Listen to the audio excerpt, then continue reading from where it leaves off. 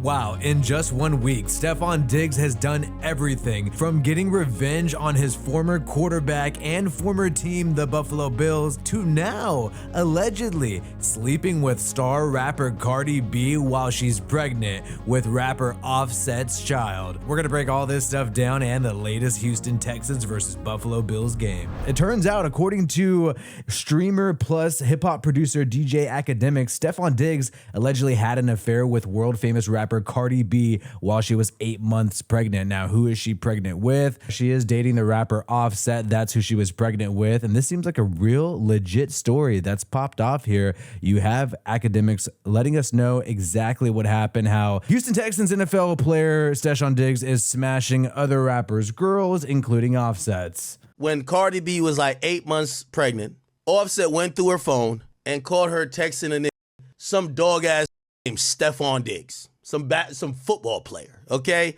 Now, I'm gonna be honest with you. I heard that name 5 other. It's kind of crazy. Yo, he gangster rappers, man. He kind of lit. I ain't gonna hold you. So apparently Diggs is not afraid and he's dipping down with some ladies who are associated with gangster rappers. I don't know too much about these rappers, but I thought this was a crazy, absolutely hilarious story, especially coming after Diggs beat his former team, the Buffalo Bills, with the Houston Texans. And we'll see what happens. And maybe we should have seen the clues all along. Stefon Diggs was asked about Cardi B when he was a Buffalo Bill. WAP. WAP. I mean, I only know it as WAP. And what does that stand for? That's Cardi B.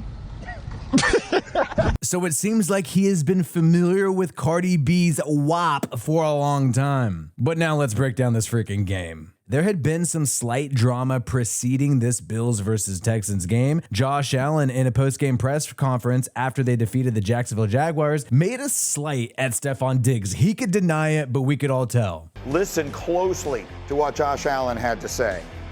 Fun and wonderful thing when you got a bunch of guys that don't care about the stats, they don't care about the touchdowns.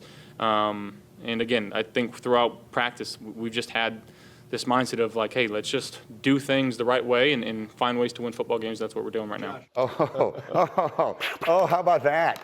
Okay, so someone tell me how I should interpret that as anything other than him taking a not at all subtle shot at his departed former teammate, Stefon Diggs. I mean, later on, Josh Allen would deny that he was taking a shot at Stefon Diggs, but it's quite obvious. Stefon Diggs was unhappy with Josh Allen, visibly frustrated during games. We know there's that famous moment in the playoffs where he's yelling at Josh Allen while Josh Allen is looking at that iPad. And this was the classic story where you have a wide receiver believing that he is lifting this quarterback up, and this quarterback is also falling short of expectations. Remember, before Stefon Diggs was traded to the Houston Texans, there was that weird moment on Twitter, on X, where Stefon Diggs responded to a thread that said that Josh Allen doesn't need a dynamic wide receiver to be productive, and Stefon Diggs responded saying, "You sure? Question mark, you sure?" So clearly there was some bad blood before Diggs was eventually traded to the Houston Texans, and the fact that Josh Allen has been able to make it work without any superstar wide receivers besides these past 2 games against the Ravens and the Texans,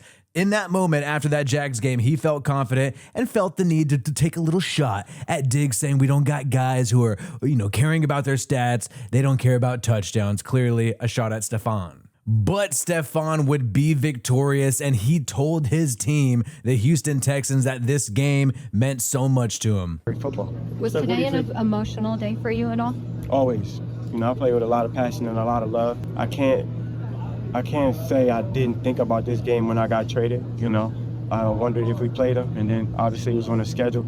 Obviously it's emotional. I play with a lot of emotions, so I'm emotional. Hey, y'all know how much that meant to me.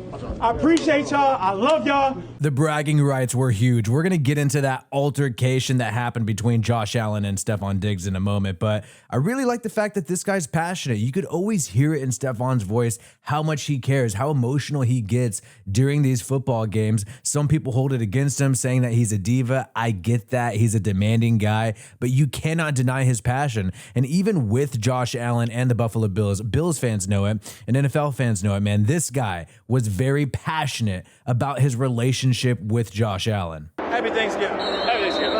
Thank you for you. Thank you. how much? But like my little brother, my little big brother, he's a guy that can do it. You just want to play for him, you know? He works hard, he busts his, not the A word, he busts his A word. And I just love this guy, man. That's it. You see it right there. You hear it in Stephon Diggs' voice, the amount of passion and the emotions that are there, how much he cares about Josh Allen and how much Josh Allen cared about him. And it's really crazy because that was really played up for a lot of fans around the NFL. The relationship between them two, the fact that they're friends and they prove it on the field, and that's all gone. It's so crazy how in just a year and a half, you see two people go from being such close friends, so emotional with each other, to now just completely avoiding each other and icing each other out. We got a couple clips of this, but I first want you guys to see the Stephon Diggs little eye stare that happened. He was looking at him. You could see that side eye, a literal side eye that happened right after the game after they shook hands. You could tell that Stephon Diggs has Josh Allen on his mind, definitely. But here you have it, man. These guys shake hands, and it's like they don't even know each other anymore.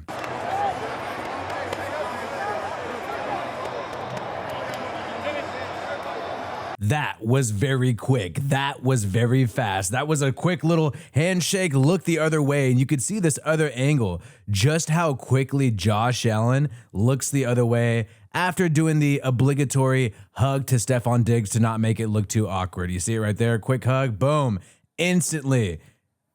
Hug. Then it's one of those side hugs too. And this is where you get the side eye stare too. Boom, quick hug, look the other way. And then let's just rewind a little bit. Boom! Stephon Diggs thinking about that motherfucker. You thought you did not need me to ball out? Well, my team just whooped your ass on Sunday morning. When it comes to this game, the Houston Texans got a huge lead immediately in the first half of this football game, and you saw the Buffalo Bills start to rally back and have a real opportunity to win this game. But overall, Josh Allen, I think this is one of the biggest stories in the NFL that's not really talked about. This is almost like a mini Tua situation. I hate to say it, but Josh Allen really looked like he got hurt, really looked like he suffered a concussion. He had to be checked out to the medical tent one time, but he was quickly placed back out there.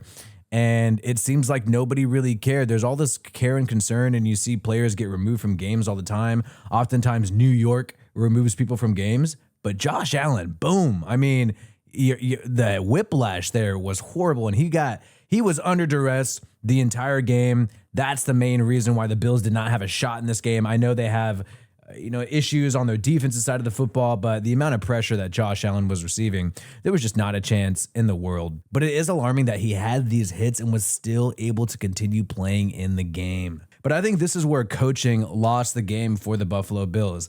The Bills, rather than trying to run the football, give themselves some space to punt and also milk and get rid of some of those timeouts that the Houston Texans had, the Bills decided to throw the football, try to rally and get a field goal with 30 seconds left. It ended up being a stupid move because then the Bills ended up punting the football, not progressing, not getting a first down, and the Houston Texans had all three of their timeouts and were able to just move the football a little bit. They did not need that much in order to get that game-sealing field goal. Now, I know the Houston Texans only ended up burning one timeout to get that game-sealing field goal, but the reality of the situation is that they could have had 0 timeouts if the Bills would have just played more conservative rather than try to take shots at the back of their end zone. But the Houston Texans, after losing to the Minnesota Vikings, have bounced back, and they're now 4-1, and they're right in there, really right in the mix to be in that AFC Championship game. I do believe these teams will have a rematch, but the Buffalo Bills have to figure out what's going on the offensive side of the football the past few weeks. This past game for Josh Allen was historically bad. He went 9 for 30. 9 for 30. This is the worst completion percentage, not only in his career, but I believe in any NFL game since the merger. Since the merger, this is one of the worst completion percentages of a quarterback throwing at least 30 passes. I know there's been other ones that are a little bit worse than that, but throwing 30 passes, only completing 9, that is horrible for Josh Allen. One of these wide receivers needs to step up. You only saw one big play by Keon Coleman. That was it. You can't rely on Mac Hollins to save the day for the Buffalo Bills. But these two will meet again in the future, and we'll see if next time Josh Allen makes a little smart-ass comment about people begging for the football. I think he wishes he had somebody like Stephon Diggs right now. Peace out. My name is Wi-Fi Willie, and I hope you have a good one.